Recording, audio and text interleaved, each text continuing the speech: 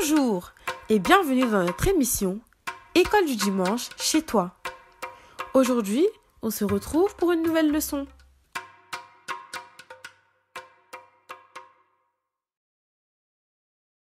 Dieu, tu peux permettre qu'on écoute les monitrices à chaque fois qu'elles nous parlent et qu'on essaye de comprendre ce que tu nous dis et ce que les monitrices nous disent pour qu'on soit bien sage et bien béni par ta grâce et par ta bonté. Dieu, tu peux permettre que les monitrices nous apprennent plein de choses sur ta parole au nom de Jésus. Amen.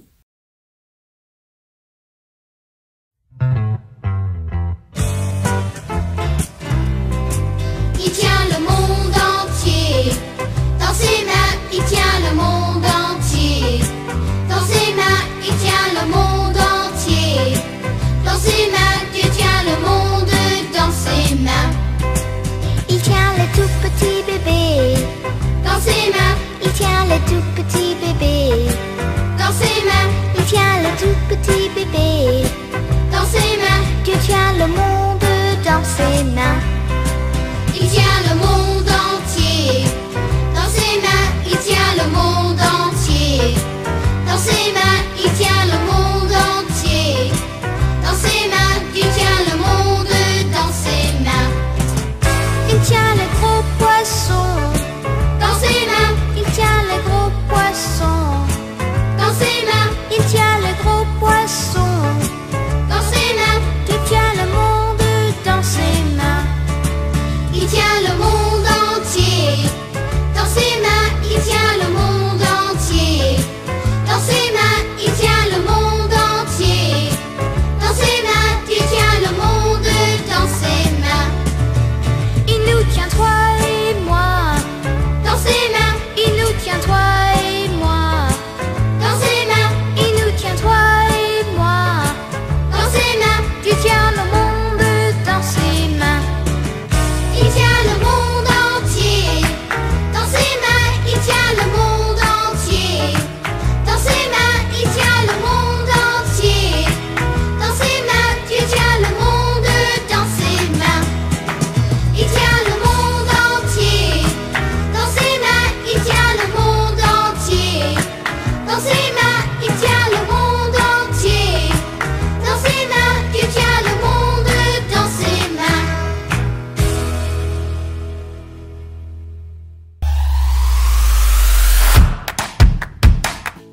As-tu déjà traversé des moments difficiles comme une injustice, un échec, une maladie, une séparation ou même le décès d'un proche? En tout cas, sache que dans la Bible, il y a un homme qui est passé par de telles épreuves. Tu verras donc comment Dieu a pris soin de lui. Cette histoire se trouve dans le livre de la Genèse au chapitre 37, puis du chapitre 39 à 50. Alors tiens-toi prêt, je t'invite à l'écouter avec attention. Installe-toi bien, nous allons remonter dans le temps.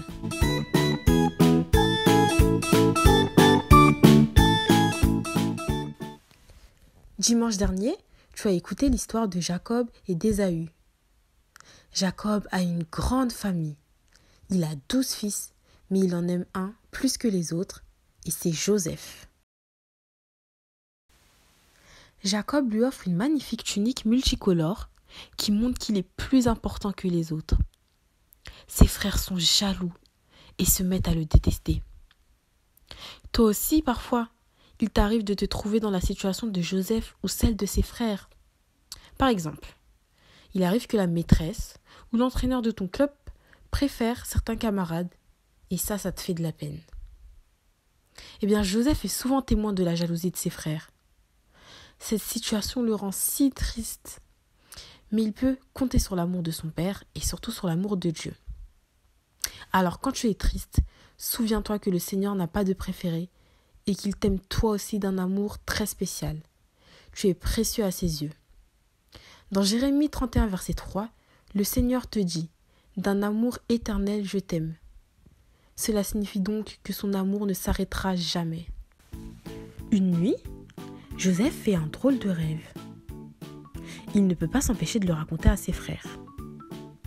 Nous étions en train de lier des gerbes dans les champs. Soudain, ma gerbe s'est dressée et s'est tenue debout. Les vôtres se sont placés autour d'elle et se sont prosternés devant elle. Alors tu t'imagines que tu vas devenir notre roi et dominer sur nous, s'exclament ses frères, sûrement en colère. Ils le détestent encore plus. Ce rêve leur donne peut-être l'impression que Joseph est même le chouchou de Dieu.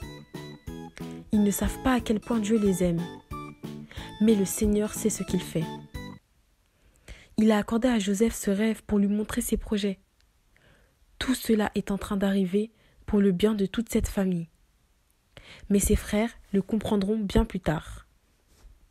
Sache que chacun de nous est précieux pour Dieu. Alors fais-lui toujours confiance, même si tu ne comprends pas ce qu'il est en train de faire, car Dieu prend soin de ses enfants. Un matin, Joseph déclare « J'ai encore fait un rêve ». Son dernier rêve avait déjà mis ses frères en colère. Ils doivent être furieux de voir qu'il recommence. « J'ai vu le soleil, la lune et 11 étoiles se prosterner devant moi », continue Joseph. Les frères de Joseph ne peuvent pas supporter l'idée qu'un jour Joseph puisse régner sur eux. Ils ne réalisent pas que si Dieu prépare quelque chose de spécial pour leur jeune frère, c'est pour le bien de toute la famille. Ils le haïssent au plus haut point et leurs moqueries sont vraiment pénibles. « Joseph, viens ici », dit Jacob un jour. « Va voir comment se portent tes frères et si tout se passe bien pour les troupeaux. Tu m'en rapporteras des nouvelles. » Joseph va donc retrouver ses frères. Il le voit arriver de loin et complote de le tuer. S'il t'arrive d'être jaloux, prie pour que le Seigneur t'en débarrasse, car elle peut te conduire jusqu'au meurtre. Dieu s'est servi de Ruben pour empêcher les autres d'assassiner Joseph. Dieu est au contrôle de la situation. Il prend une fois de plus soin de son fils Joseph. Tiens, voilà des marchands qui s'approchent avec leurs chameaux. On va se faire un peu d'argent de poche. Les frères de Joseph décident de le vendre. Malheureusement, Ruben n'est pas là pour le protéger. Joseph est donc vendu par ses propres frères. Cela paraît tellement cruel et injuste. Cependant, la Bible dit quelque chose d'important et de merveilleux à propos du drame que vit Joseph. Dieu était avec lui.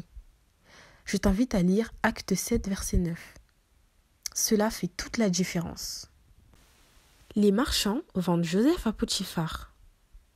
Potiphar, c'est le commandant de la garde royale, un homme de confiance du pharaon, le roi d'Égypte.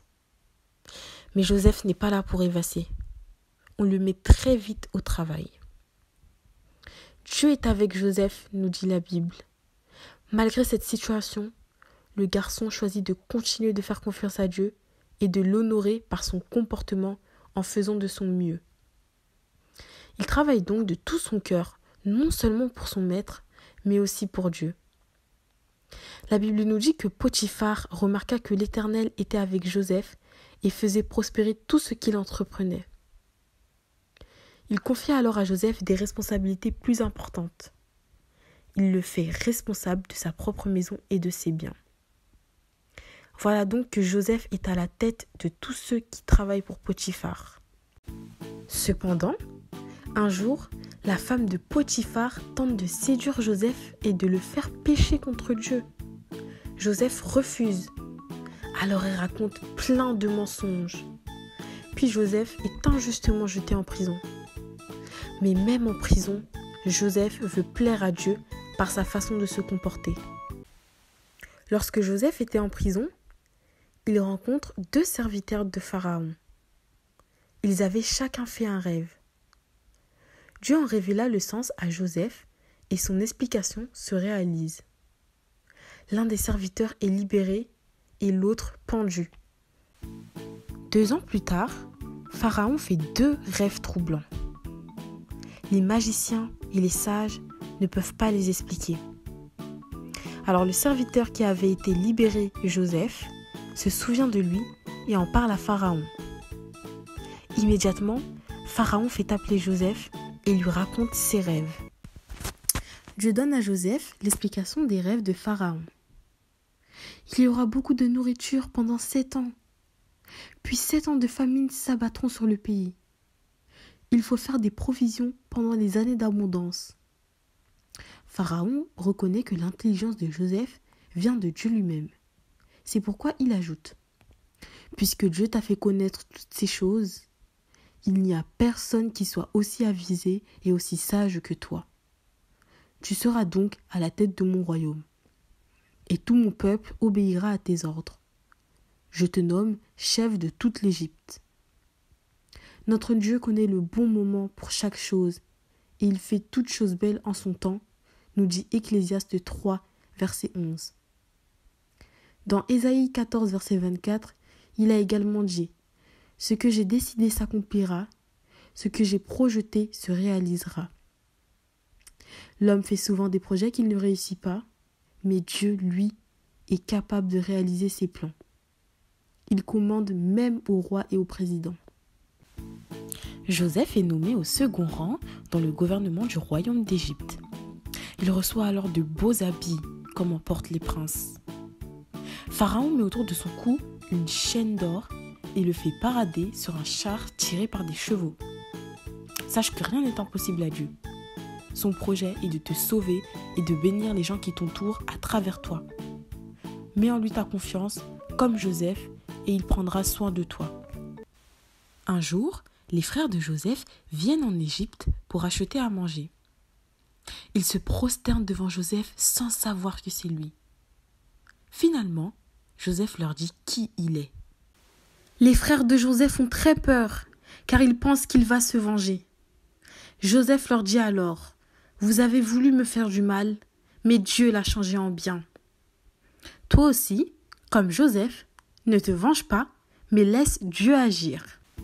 Pour finir, Joseph accueille sa famille venue en Égypte chercher de la nourriture. Il pardonne à ses frères. Pour Joseph, tout ce qui est arrivé faisait partie du plan de Dieu pour sauver sa famille de la famine. Il a été envoyé en Égypte pour cela. Nous savons que Dieu a préparé un autre plan, encore plus grand et merveilleux pour nous sauver. Dieu a envoyé sur terre son Fils unique pour qu'il prenne la punition que nous méritons pour nos fautes. Quand Jésus est venu dans le monde, il a souffert bien plus que Joseph en Égypte. Mais cela faisait partie du grand plan de Dieu pour le salut des hommes. Et maintenant, comme pour chaque fin d'émission, place au verset à retenir.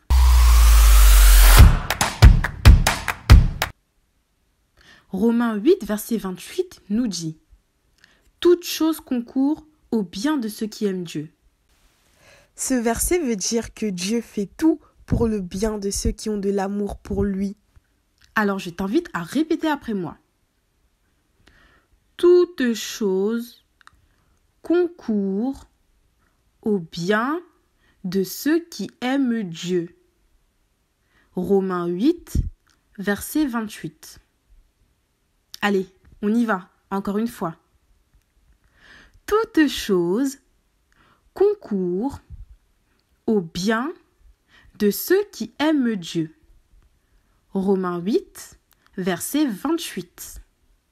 Allez, une dernière fois encore. Toute chose concourt au bien de ceux qui aiment Dieu. Romains 8, verset 28. Toutes choses concourent bien de ceux qui aiment Dieu, de ceux qui aiment Dieu. Toutes choses concourent bien de ceux qui aiment Dieu, de ceux qui aiment Dieu. Toutes choses concourent bien de ceux qui aiment Dieu, de ceux qui aiment Dieu.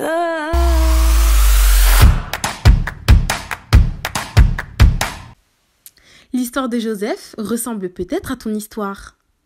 Tu crois en Dieu, mais tu vis une situation trop difficile à supporter.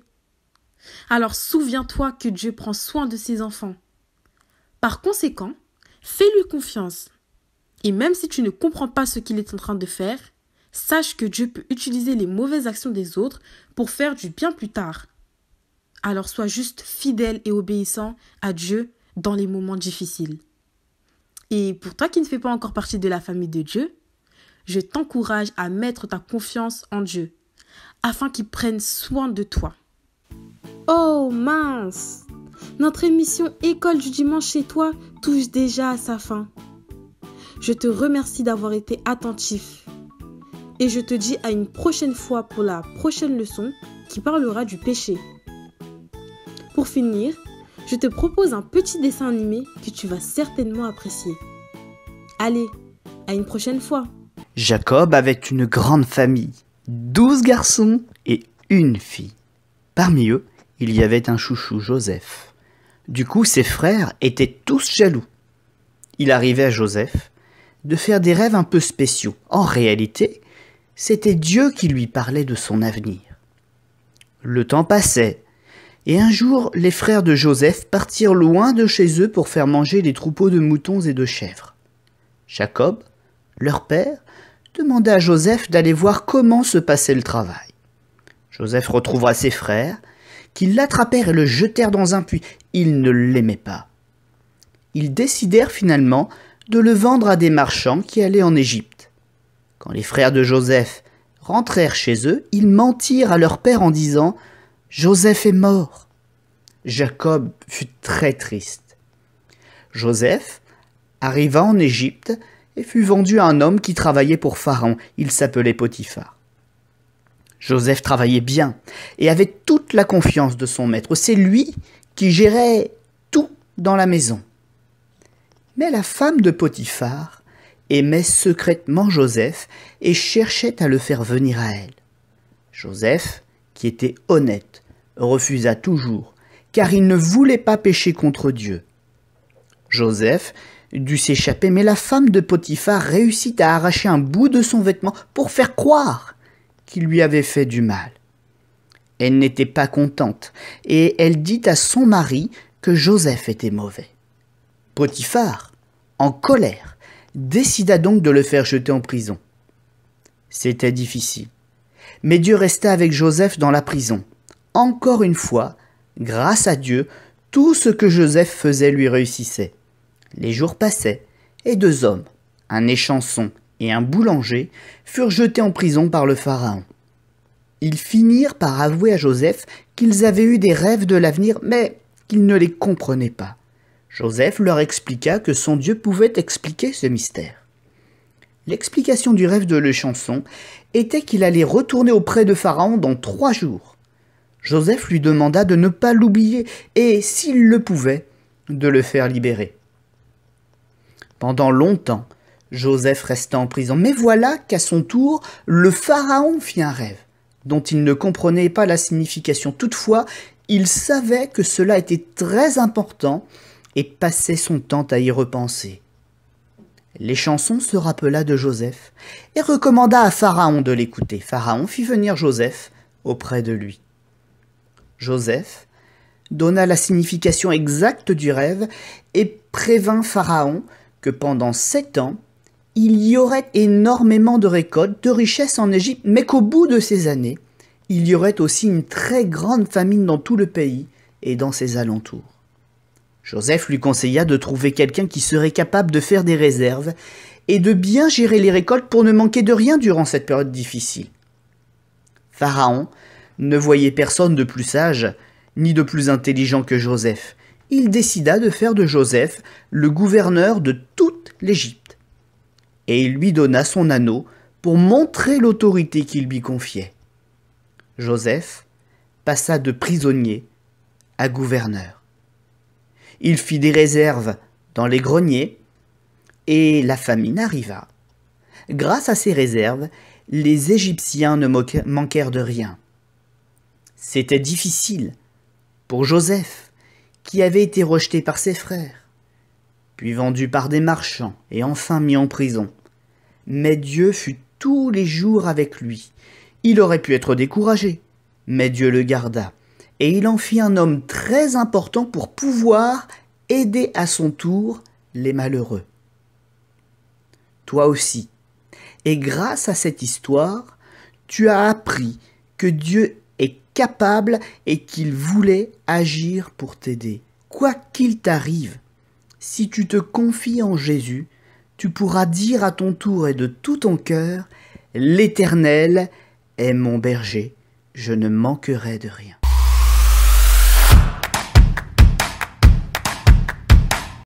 Merci Seigneur pour cette leçon que tu nous as appris. Je sais que tu nous accompagnes tous les jours au nom de Jésus. Amen. Tu m'as ébloui par tes mélodies. Tu m'entoures d'un chant d'amour, chant de délivrance devant mes ennemis. Toutes mes craintes s'enfuient. Je ne suis plus esclave de la peur. Je suis enfant de Dieu. Je ne suis plus esclave de la peur. Je suis enfant de Dieu.